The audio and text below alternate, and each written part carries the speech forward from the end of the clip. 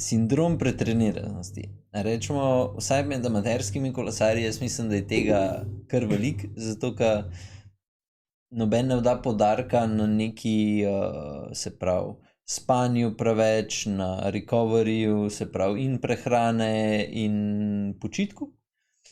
In je tako že v moji družbi, če se komu reče, da zdaj ti pa se malo umir, slabši si, kakor si bil en mesec nazaj, pa skozi na kolesu, pač kle veš, da nekaj ne špila, pa nam noben ne verjame.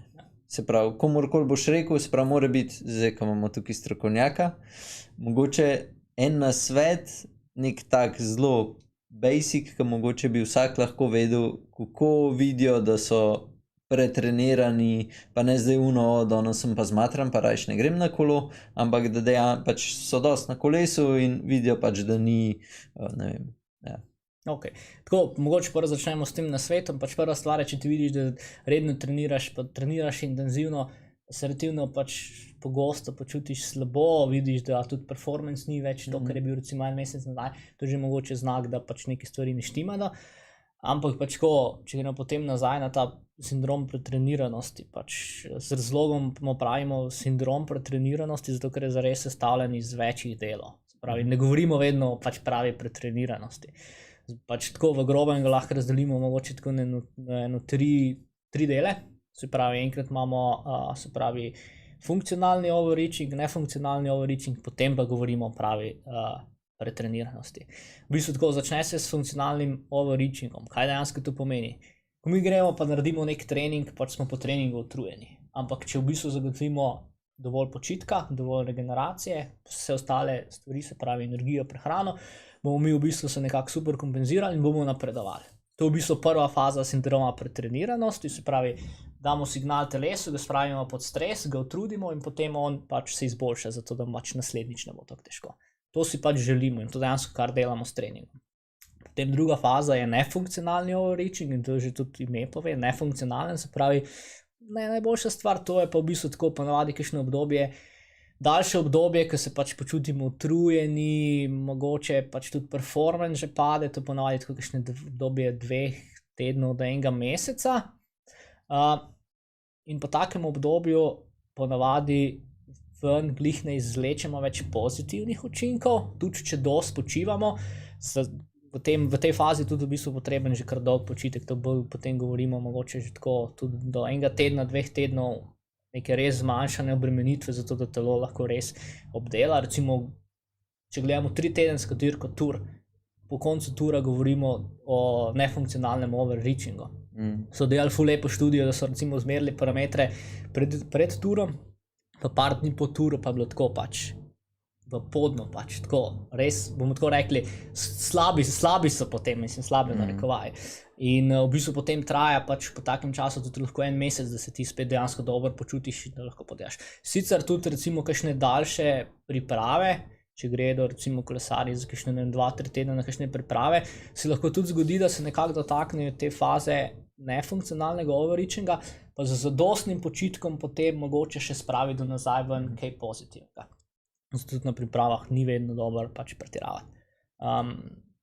Potem imamo pa pač dejansko... A niso priprave glih za to narejene, da se pretirava? Ne, pač priprave niso narejene, da se pač pretirava, ampak zato se pač kvalitetno trenira, da potem pač nekaj iz tega potegneš. Se pa velikrat pretirava. Največkrat se pretirava na kakšnih krajših pripravah, recimo tako 7 do 10 dni, še posebej, kadar se gre na višino, ker potem pa greš v Livigno na 2 jurja, prideš gor, prvi, drugi dan, takoj gremo, to ful dolgi treningi, intenzivni treningi, a v bistvu, kadar gremo na višino, bi si želeli prve 3-4 dni, so pač vodni treningi, da se telo dejansko pač privadi na višino, se takrat dela majhen volumen, nizka intenzivnost, če ne imaš pač težave, takrat potem glizar tega, ker se reče, se ne bomo tako dolgo, pa bomo zato malo bolj stisnili in pol velikrat pride do negativnih učinkov Sem to pri profih, rekreativci so skozi to prvih par dni grejo tako sam se razpeljati, pa ne easy. Nekako tako, ja. Ja, in pol je pač tista zadnja faza, ki pa govorimo zares o pretreniranosti, ki pa vidimo potem učinke, performance, počutje, tudi že na kakšne hematološke spremembe, spravi na krvi vidimo že, da stvari ne štimajo. zelo smo potem dovzetni za kakšne bolezenske stanja. Recovery iz tega lahko potraja precej dolgo, tudi leta zares. Jaz sem 2 leti nazaj eno belgijsko kolesarko v bistvu saniral, je prišla glih tako iz res orange sindroma pretreniranosti in sva v bistvu vse skupaj sanirala nekje leto pa pol. Še po enem letu je bila ona tako, da je bila tako, če si malenkost več treninga naredil, je bilo tako, Simon, to pa še ni okej.